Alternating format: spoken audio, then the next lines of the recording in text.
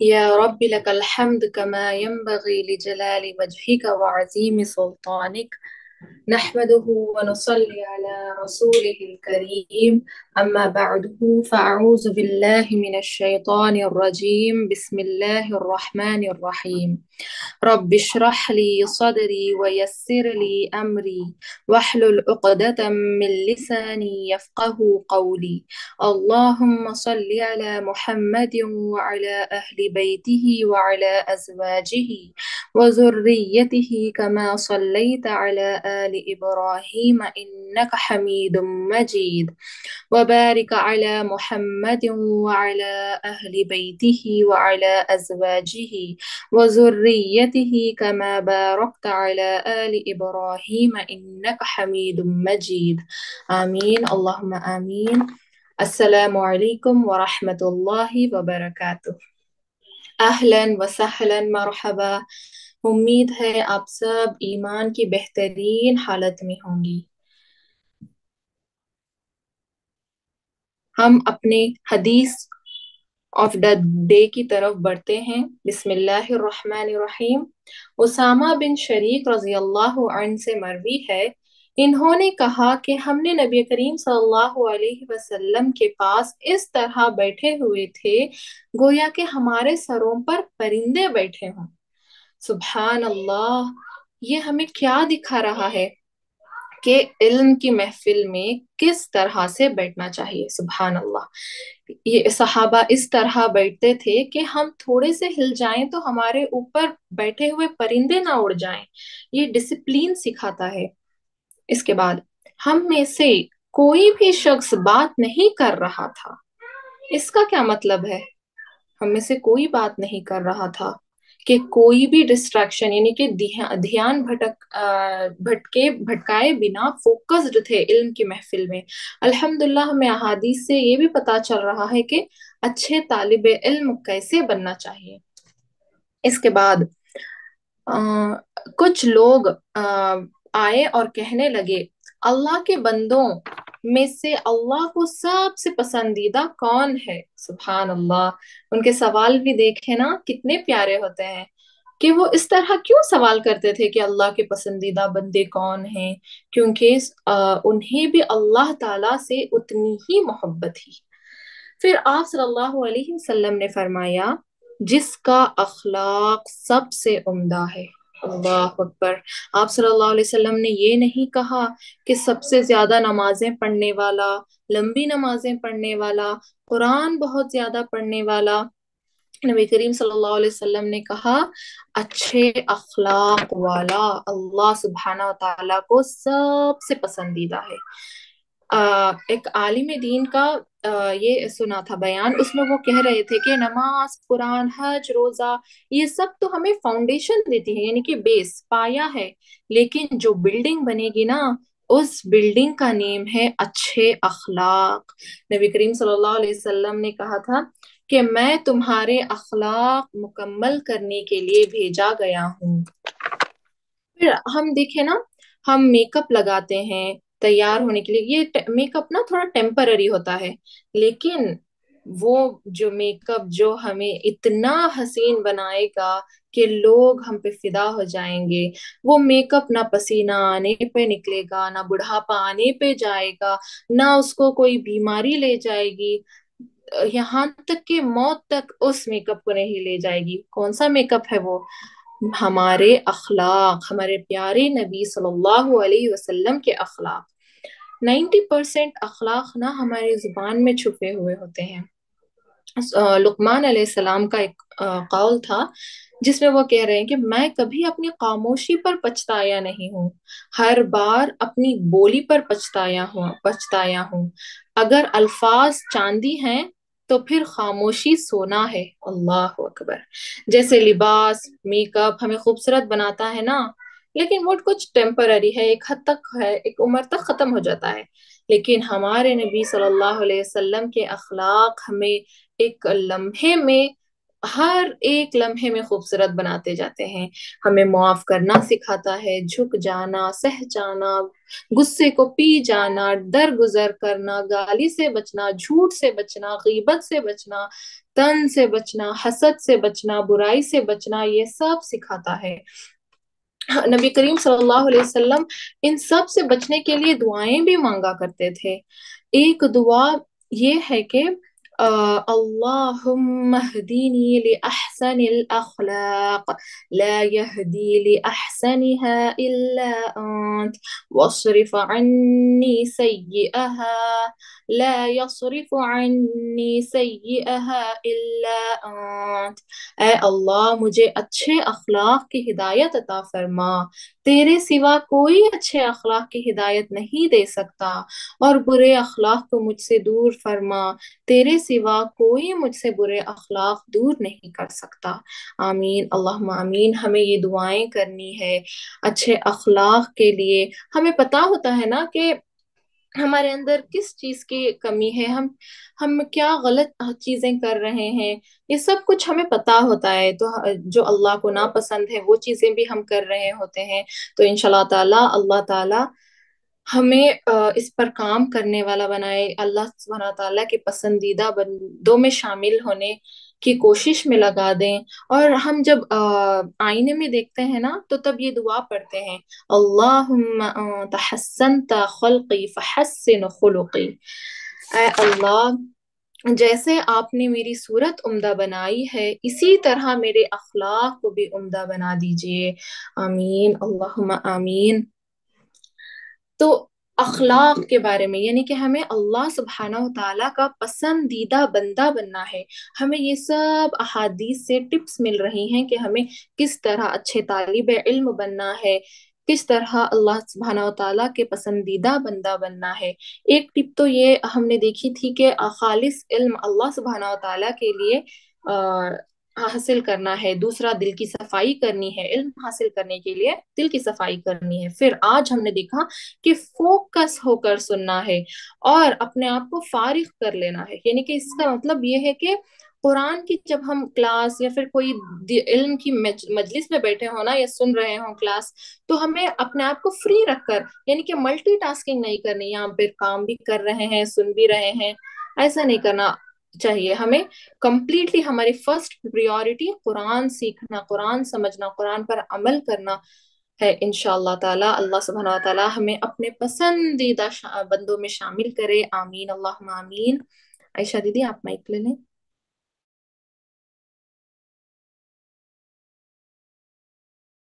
وعلیکم ورحمۃ اللہ وبرکاتہ.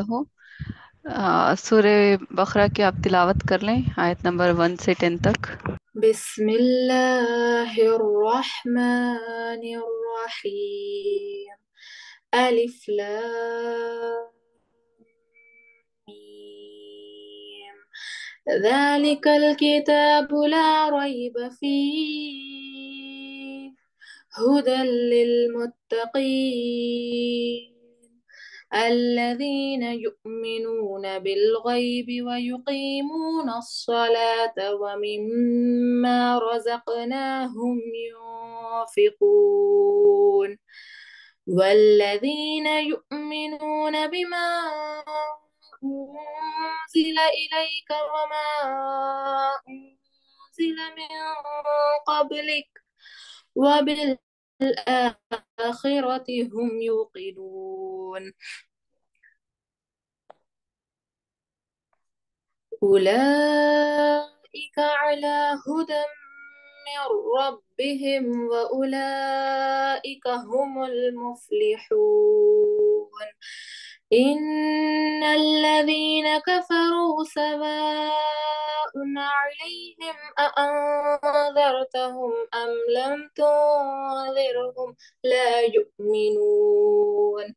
ختم الله على قلوبهم وعلى سمعهم وعلى أبصارهم غشاوة ولهم عذاب عظيم.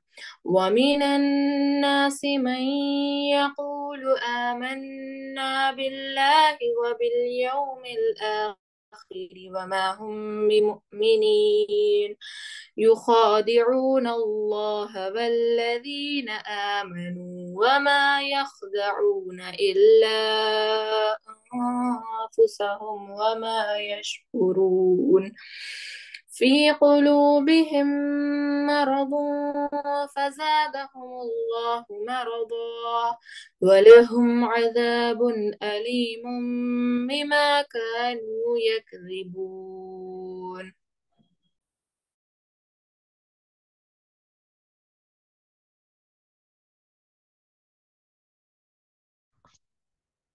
ماشاءاللہ، بہت ہی خوبصورت تھی آواز آپ کی. اللہ آپ کو جزائے خیر دے. آج ہم نا کل کا تھوڑا ریکیپ کر لیتے ہیں. سورہ بقرہ آیت 1 to 5 کا ہم ریکیپ کر لیتے ہیں. آیت نمبر 1 میں ہم نے دیکھا حروف مقطعات تھے. حروف مقطعات میں سے الف لام کو دیکھا ہم نے. یہ حروف مقطعات الرٹ کرنے کے لیے استعمال ہوتے ہیں. پھر آیت 2 میں ہم نے دیکھا کہ یہ ایک کتاب ہے جو ہر قسم کے شک و شبہات سے پاک ہے اور ہدایت صرف مانگنے سے ہی ملتی ہے، اور یہ ہدایت متقی لوگوں کے لیے ہے. متقی لوگ مطلب جو خود کو اللہ کی رضا کے لیے بدلنا چاہتے ہیں. پھر آیت 3 اور 4 میں ہم نے متقی لوگوں کی ٹوٹل 6 صفات دیکھی. ایک بار ریکال کر لیتے ہیں نا 6 صفات بھی، کیونکہ اس قرآن کو ہم عمل کے لیے پڑھ رہے ہیں. پہلی صفت تھی متقی لوگوں کی، وہ لوگ غیب پر ایمان لاتے تھے. دوسری، وہ نماز کو قائم رکھتے تھے، نماز پڑھتے نہیں تھے، کبھی پڑھ لی کبھی چھوڑ دی، وہ نماز کو قائم رکھتے تھے. قائم یعنی ایک وقت کی بھی قضا کیے بغیر، کہ چاہے کسی بھی حال میں ہو، ہر حال میں نماز ادا کرتے تھے. پھر تیسری صفت، جو اللہ نے ان کو رزق دیا ہے اس میں سے خرچ کرتے تھے. پھر چوتھی صفت ان کی، جو ان پر نازل کیا گیا یعنی قرآن، اس پر بھی ایمان لاتے تھے. پانچویں صفت، اور جو پچھلے نبیوں پر جو کتابیں نازل ہوئی ان پر بھی ایمان لاتے تھے. ایک بات یہاں یاد رکھنے کی ضرورت ہے کہ اب ان کتابوں پر ایمان لانا ہے، صرف جو پچھلے نبیوں پر جو کتابیں نازل ہوئی ہیں ان پر ایمان لانا ہے. اب ان کو ہم فالو نہیں کر سکتے کیونکہ یہ اوتھینٹک نہیں ہے، کافی ملاوٹ ہو چکی ہے ان کتابوں میں. پھر ان کی سکس چھٹویں خوبی تھی کہ متقی لوگ آخرت پر یقین رکھتے تھے. اور آخری آیت میں، پانچویں آیت میں کل کی ہم نے دیکھا کہ واضح طور پر یہ بتا دیا گیا کہ وہی لوگ اپنے رب کی طرف سے ہدایت پر ہیں. یعنی کہ یہ جو متقی لوگوں میں 6 کوالٹیز تھیں، 6 صفات تھی متقی لوگوں کی، یہی لوگ واضح طور پر بتا دیا گیا کہ یہی لوگ اپنے رب کی طرف سے ہدایت پر ہیں اور وہی لوگ کامیاب ہیں. اب آج آیت نمبر 6 سے 10 تک دیکھیں گے ہم انشاءاللہ. اب آیت 6 میں اللہ تعالیٰ محمد صلی اللہ علیہ وسلم کو بتا رہے ہیں کہ جو لوگ کافر ہیں انہیں تم نصیحت کرو یا نہ کرو، ان کے لیے برابر ہے. یعنی وہ ایمان نہیں لائیں گے خواہ تم یہ نصیحت کرو یا نہ کرو. یہ آیت اللہ کی طرف سے حکم نہیں ہے، بس یہ ایک انفارمیشن ہے، یعنی خبر ہے. نبی صلی اللہ علیہ وسلم اور محمد مصطفیٰ صلی اللہ علیہ وسلم کے بعد آنے والے سارے مبلغین کو یہ صاف طور پر بتا دیا گیا ہے کہ تھوڑے لوگ تو ہر زمانے میں رہیں گے جو بات سن کر بھی نہیں مانیں گے. ان کے دل میں پتا ہوتا ہے کہ یہ بات سچ ہے، صحیح ہے، لیکن نہیں مانیں گے. وہ اس بات کو سن کر بھی انسنا کر دیں گے. اس کی بہت ساری وجوہات ہو سکتی ہیں، جیسے کہ ہٹ دھرمی، زید، یا پھر لا علمی، جاہلیت، یا کسی کے ڈر کی وجہ سے. کسی پاورفل انسان کی ڈر بھی ہوتا ہے نا کہ وہ پوچھے گا تم نے کیوں قبول کر لیا ایمان. تو یہ ساری وجوہات ہو سکتی ہیں. تو اللہ تعالیٰ آیت نمبر 6 میں بتا رہے ہیں کہ اے محمد صلی اللہ علیہ وسلم آپ انہیں بتائیں یا نہ، آپ ان کو بتائیں، نصیحت کریں یا نہ کریں، ان کے لیے برابر ہے، یعنی وہ نہیں مان لائیں گے، بہرے کو کتنا بھی سنا لو وہ سن نہیں سکتا۔ یہاں پر یہود نے بات ماننے سے انکار کر دیا تھا، کیونکہ انہوں نے توریت میں کافی تبدیلیاں کر لی تھی، اور ایک وجہ بھی تھی، ان کو لیڈرشپ، اپنی لیڈرشپ، مدینے میں تو وہ لیڈر بنے ہوئے بیٹھے تھے نا، مذہبی ٹھیکیدار، تو ان کو اپنی لیڈرشپ کھونے کا بھی ڈر تھا،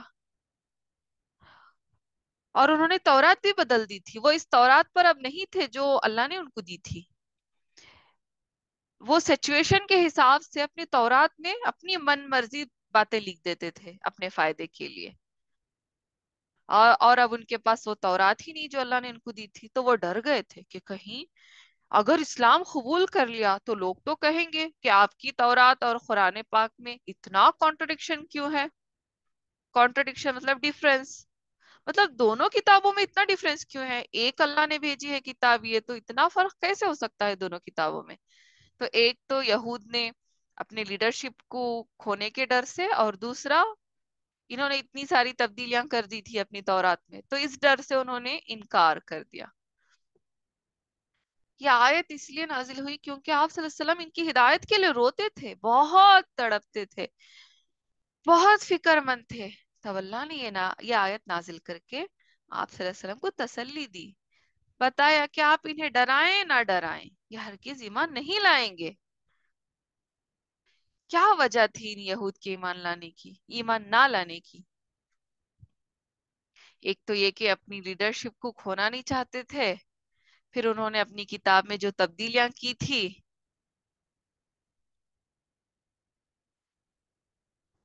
اور ان کے پول کھلنے کا ڈر بھی تھا کہ جو بھی انہوں نے تبدیلیاں کر دی تھی کتاب میں، اب اتنا کانٹرڈکشن ہے دونوں بکس میں، تو کیا جواب دیں گے یہ؟ تو ان کو انکار کرنا ہی صحیح لگا، حالانکہ ان کو معلوم ہو گیا تھا کہ آخری نبی ہیں اور یہ قرآن اللہ کا کلام ہے، پھر بھی انہوں نے انکار کر لیا۔ آیت نمبر 7 میں اللہ بتا رہے ہیں کہ ان کے دلوں اور کانوں پر مہر لگا رکھی ہے، اللہ نے ان کے آنکھوں پر پردہ ہے اور ان کے لیے بڑا عذاب ہے۔ اللہ نے جو مہر یعنی سیل ان کے دلوں پر لگائی ہے، اس کی وجہ یہ ہے کہ اس کی وجہ سے ان کو نہ کچھ سمجھ آتا ہے، اور نہ ان کے دلوں میں ان کے دلوں پر پردہ پڑ گیا ہے، اور یہ اتنے سٹبن ہو گئے ہیں کہ ان کو اپنی غلطی غلطی نظر ہی نہیں آتی۔ اصل میں دل تب بند ہو جاتے ہیں جب خود پسندی پر مائل ہو جاتے ہیں، یعنی اپنی مرضی کے مالک ہوتے ہیں یہ لوگ، وہی کرنا پسند کرتے ہیں جو خود کو پسند ہے۔ ایک اگزامپل سے سمجھتے ہیں کہ دل پر مہر لگنا کیا ہے، یعنی سیل لگنا کیا ہے۔ جب انسان گناہ کرتا ہے تو اس کے دل پر ایک کالا دھبا پڑتا ہے، پھر گناہ کرتا ہے تو پھر سے ایک کالا دھبا اس کے دل پر پڑ جاتا ہے، پھر اگر وہ بنا رکے گناہ کرتا ہی جاتا ہے تو اس کا پورا دل ہی کالا پڑ جاتا ہے، اور اس دل کو کبھی ہدایت نہیں ملتی۔ یہی ہے دل پر مہر لگنا، سیل لگنا۔ اصل میں مشرکین مکہ دوسرے لوگوں کو بھی نبی پاک کی بات سننے سے منع کرتے تھے، وہ کہتے تھے کہ ایک دیوانہ آیا ہے، نعوذ باللہ محمد صلی اللہ علیہ وسلم کو کہہ رہے تھے وہ، اور لوگوں کو بہکاتے تھے کہ وہ جادوگر ہے، اس کی بات سن کر بچے ماں باپ سے الگ، شوہر بیوی سے الگ ہو جاتے ہیں۔ باطل یعنی جھوٹ کو اتنا عام کر دیا تھا مشرکین نے کہ لوگ کانوں میں روئی ڈال لیتے تھے کہ کہیں ہمیں محمد مصطفیٰ صلی اللہ علیہ وسلم کی بات سننی نہ پڑ جائے، اگر ہمارے کان پر ان کی بات پڑ گئی تو ہم پر بھی اثر ہو جائے گا۔ لیکن اللہ تعالیٰ جس کو سنانا چاہتا ہے اللہ سنا کر ہی رہتا ہے اور ہدایت دے دیتا ہے۔ اب تک ہم نے دو طرح کے لوگ دیکھے، ایک متقی، ایک کافر۔ متقی مطلب یہ وہ ہیں جو اپنے آپ کو اللہ کے لیے بدلنا چاہتے ہیں، اور کافر ایسوں کو بتائیں نہ بتائیں کچھ فائدہ نہیں، پھر بھی بتانا ہمارا فرض ہے کیونکہ نہ ماننا ماننا یہ ان کی مرضی ہے، مگر بتانے پر تو ہمیں اجر تو ملے گا ہی نا۔ یہاں پر ایک بات غور کرنے کی ہے کہ آج بھی ہم دیکھتے ہیں کہ کچھ لوگ ہر طرح کی چیز سن لیتے ہیں، تب ان کے پاس ٹائم ہوتا ہے، لیکن اللہ کا کلام سننے کے لیے ان کے پاس وقت ہی نہیں ہوتا۔ ہر طرح کی چیز دیکھ بھی لیتے ہیں، لیکن اللہ کی قدرتیں انہیں نظر نہیں آتی۔ تو یہ ہیں وہ لوگ جن کی آنکھوں پر پردہ پڑا ہے، اور انہی کے لیے دردناک عذاب ہے۔ یہاں پر ایک عمل کا پوائنٹ ہے، لوگوں کو حق کی بات کی نصیحت کریں اور اسلام کی دعوت دیں، اس کا اجر ہمیں ضرور ملے گا۔ یہ ہمارا فرض ہے کہ ہم ان کی خیر خواہی کریں، ماننا نہ ماننا یہ ان کا ہے، ہمارا کام پہنچا دینا ہے۔ آیت نمبر 8 میں ہم نے دیکھا، جب ہم نے سورہ فاتحہ میں ہدایت مانگی تو اللہ نے یہ کتاب دی، صرف اور صرف تقوی والوں کے لیے کتاب فائدہ مند ہے، متقی لوگوں کے لیے کتاب فائدہ مند ہے۔ پچھلے سبق میں جو 6 کام بتائے گئے تھے ہم نے فلاح پانے کے، پہلا غیب پر ایمان لانا، دوسرا نماز قائم کرنا، تیسرا اللہ کے دیے ہوئے رزق میں خرچ کرنا، چوتھا قرآن پر ایمان لانا، پانچواں پچھلی کتابوں پر ایمان لانا، چھٹا آخرت پر یقین کرنا۔ یہ 6 کام جس نے کیے وہ فلاح پا گیا، فلاح پانے والے لوگوں میں۔ اب آیت 8 میں، 8ویں آیت میں اللہ تعالی منافقت کی بیماری کے بارے میں بتا رہا ہے۔ پہلی وجہ قرآن پاک میں، پہلی وجہ ان کی منافقت کی وجوہات میں پہلی وجہ یہ تھی کہ قرآن پاک میں جو 1/3 احکامات تھے، اس کو یہ سن لیتے تھے، سننے کے باوجود یہ منافقین اس کو عمل نہیں کرتے تھے، مانتے نہیں تھے۔ ایک طرف 6 کام ہیں جن کو کر لو تو فلاح پاؤ گے، دوسری طرف کافر ہیں، اگر کفر پر بھی یہ رہیں گے تو ان کے لیے بڑا عذاب ہے، اور تیسری کیٹیگری ہے منافقین کی۔ ٹوٹل 3 طرح کے لوگ دیکھے ہم نے، 3 طرح کے لوگ دیکھے ہم نے، متقی، کافر اور منافقین۔ متقی مطلب جو ایمان لاتے ہیں، کافر جو صاف صاف انکار کر دیتے ہیں، یعنی ایمان نہیں لاتے، اور تیسرے یہ منافقین ہیں، انہی کے بارے میں اس آیت میں ہے۔ یعنی یہ لوگ جب مسلمانوں میں ہوتے ہیں تو کہتے ہیں کہ ہم ایمان لے آئے، اللہ اور آخرت کے دن پر ہم نے یقین کر لیا، لیکن اصل میں وہ ایمان نہیں لاتے، یعنی دل میں نفاق ہوتا ہے اور زبان سے ایمان کا اظہار۔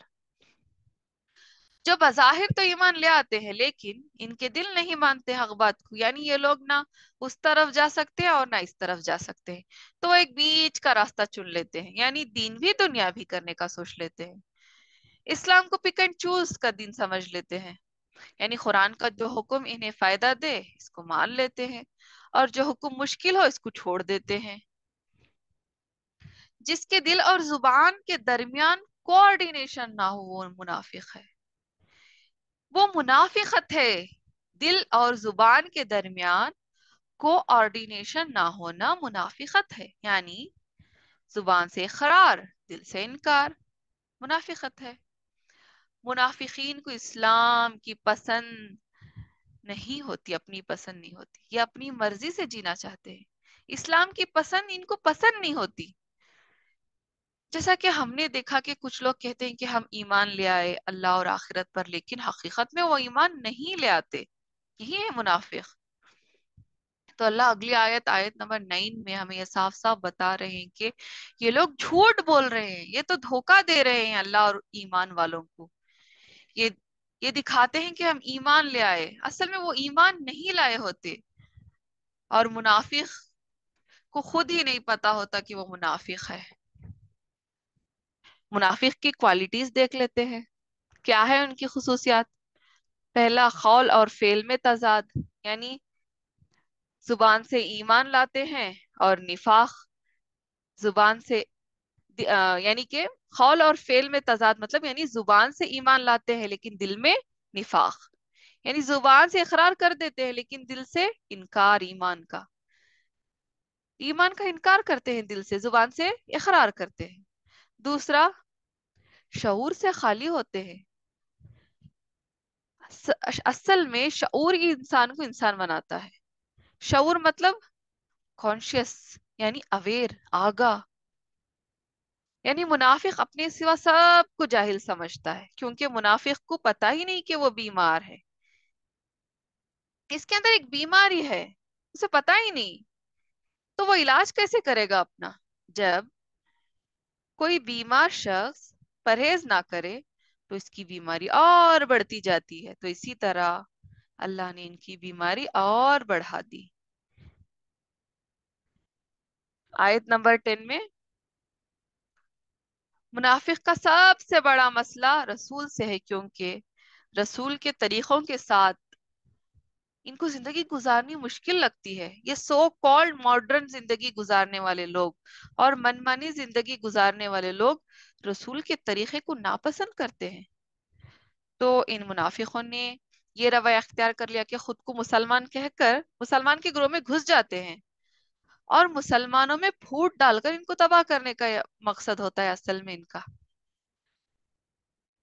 اسی لیے یہ منافق مسلمان بنے اور اپنی منافقت سے مسلمانوں میں پھوٹ اور فساد ڈالنا شروع کر دیا۔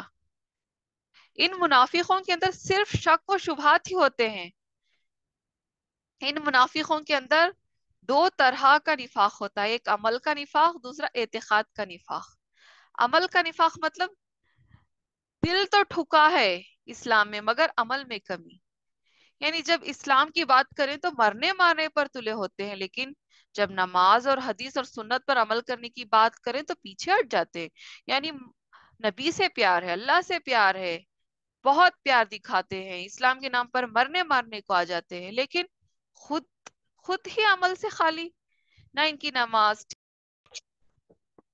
اعتقاد کا نفاق مطلب عقیدے کا نفاق۔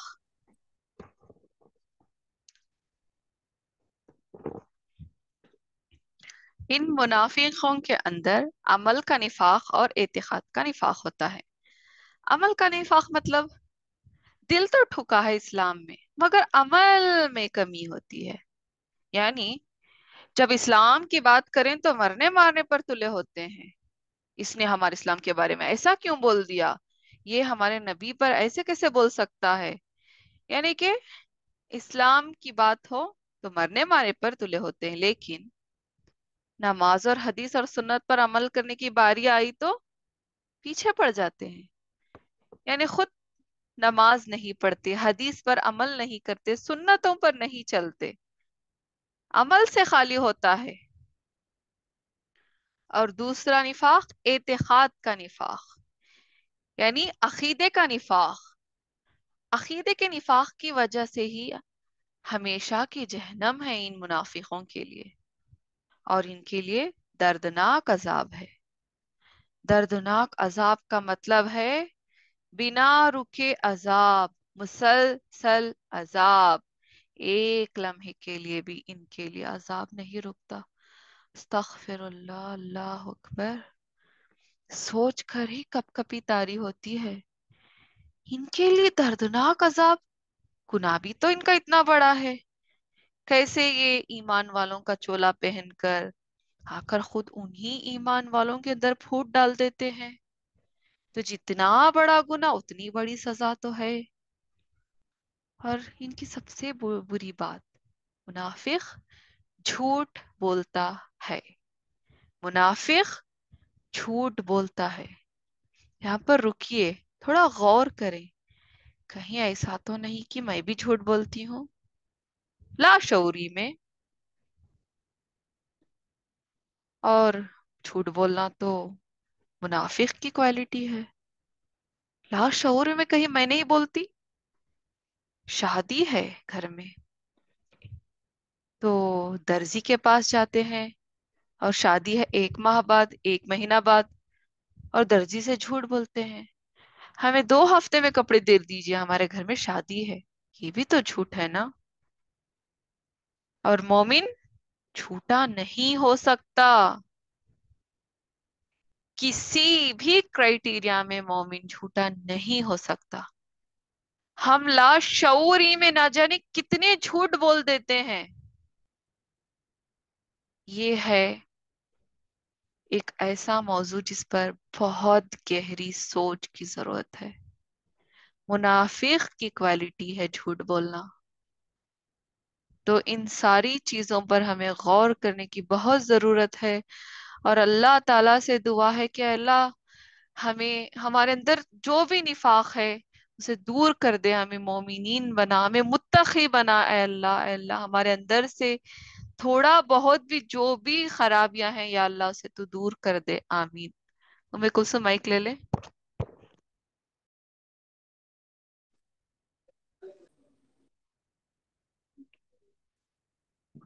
جی جزاک اللہ خیر۔ اللہ اکبر کبیرہ۔ آج ہم نے کیا دیکھا؟ ہم نے کافروں کو، کافر کون ہے یہ دیکھا، پھر منافق کون ہے یہ دیکھا۔ اللہ اکبر۔ پہلے کافر کے بارے میں کہا گیا کہ نبی صلی اللہ علیہ وسلم کو کہ آپ جتنا بھی انہیں ڈرائیں یا نہ ڈرائیں، لیکن وہ ایمان لانے والے نہیں ہیں، کیونکہ ان کے دلوں پر مہر یعنی کہ سیل لگا دی گئی ہے، ان کے دلوں پر اور ان کے کانوں پر، ان کے آنکھوں پر پردہ ہے۔ اللہ اکبر۔ اور ان کے لیے بڑا عذاب ہے۔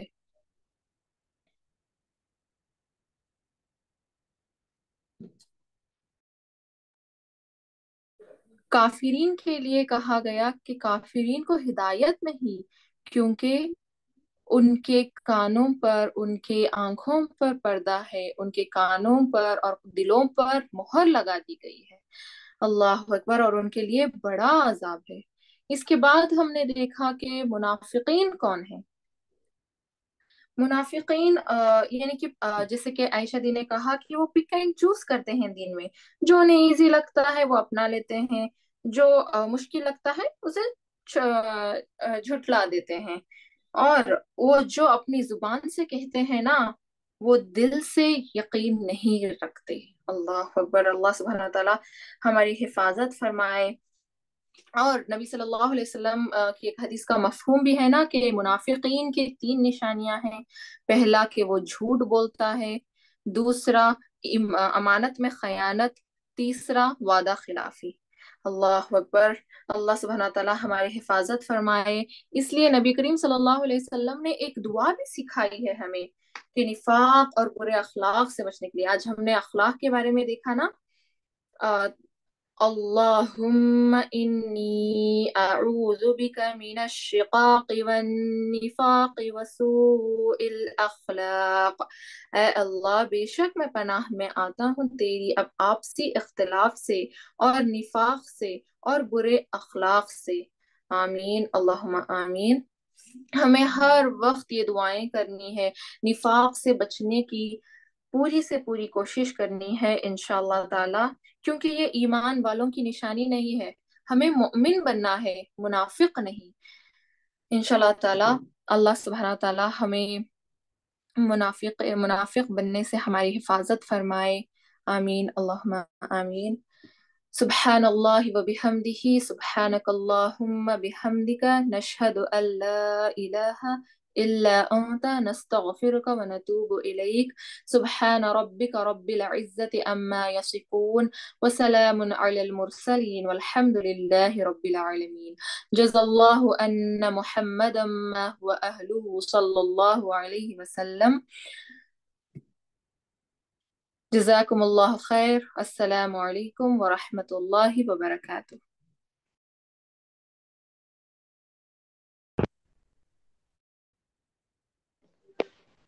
بسم اللہ